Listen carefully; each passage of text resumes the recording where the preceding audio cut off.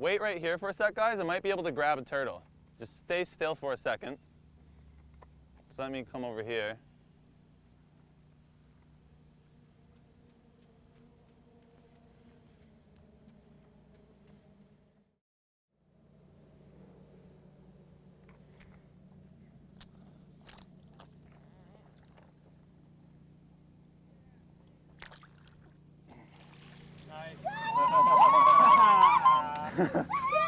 I got a little wet.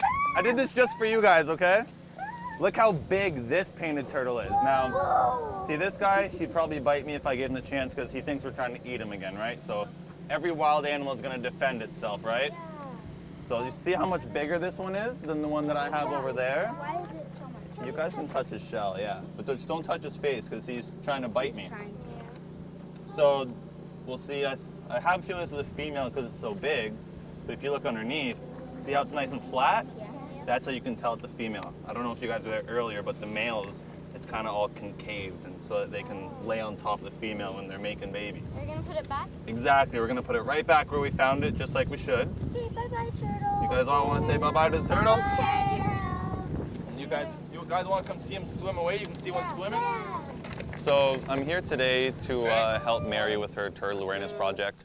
I run the Reptile and Amphibian Advocacy Project, and I kind of just go around to public schools and conservation areas, and I like places like that, and I kind of educate the public, you know, on our native reptiles and amphibians. I kind of teach them differentiating features between them. So, you know, our native snakes that we have in this area, how to tell them apart from each other, the threats that they face, and most importantly, how we as humans can help protect them. Because unfortunately, these animals are facing lots of habitat destruction, there's human persecution, lots of negative impacts on these species. So I'm kind of here to, you know, bring those problems into the light and hopefully get the public involved in these activities to help conserve them. Because some snakes lay eggs, some snakes have live birth.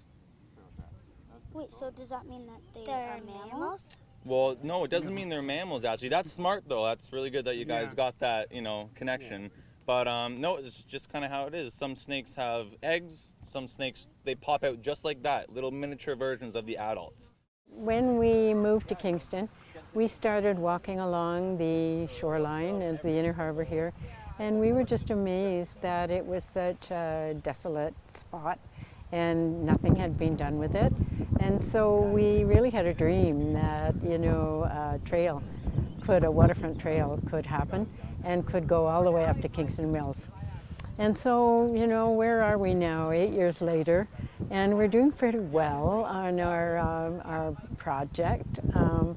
Thankfully, city staff decided that it was a good idea, and they decided to bring it back down to Kingston on the east side of the river as well. So now we have a 20-kilometer loop on paper. But a goodly section is actually taking shape and has been created. And part of that is the K&P Trail, which now, as of July 1, 2017, connects the Trans-Canada Trail to Kingston's downtown. So we're really thrilled about that. Starting out a perfect day, we always spend a few moments saying how thankful we are. So we can do it privately from your own up and out. Look at all the things that happened to you today thus far that you can remember that you're thankful for. And that would be the sunshine, the plants, the water, the wind, all the birds, the life we've seen. We've seen lots of things that we have to remember each time. But we can just say we're thankful for all of life. And in that case, we are. I want to also then bring in the importance of us being thankful for water. Because Mother Earth is 70–80% water, so are our bodies. We are an exact duplicate of the Earth. A couple of days ago, I had an encounter with a very old turtle that was, in my estimation at this point, around 75 or 80 years old, and she was in the middle of the highway trying to cross over to find a place to lay her eggs. And how do I know that? it's just a feeling. And cars were whizzing around her, and I knew I had to help her, so I parked my car. And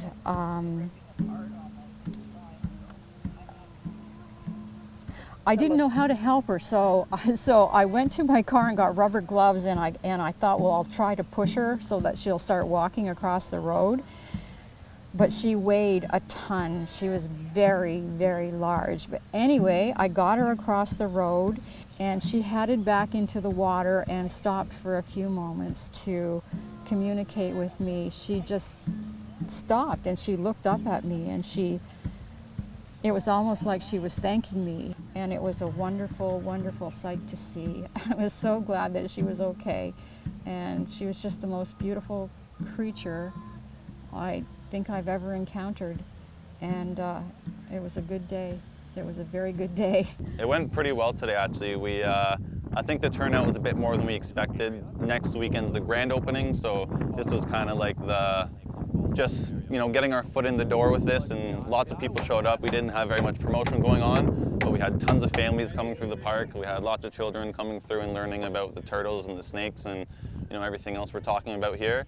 And it went really well. We even went for a little hike with the kids, and we showed them some native species basking on the logs and such. It's a funny thing in Kingston. It reminds me a little bit of Northern Ireland, because you have this great divide. You have Princess Street and the Protestants and the Anglicans and the money south of Princess Street, and the Bog Irish on the north of Princess Street. And this, 200 years of a lot of people growing up feeling very uneasy about coming to the north end at all, and coming to Doug Fleur Park along the waterfront in the north end. And I've met, quite a few people from Bay Ridge or various suburbs saying, oh, my mom told me never to come here because it was a dangerous place. And maybe it was 20 years ago, but look at it now. I mean, it's undergoing this truly wonderful transformation.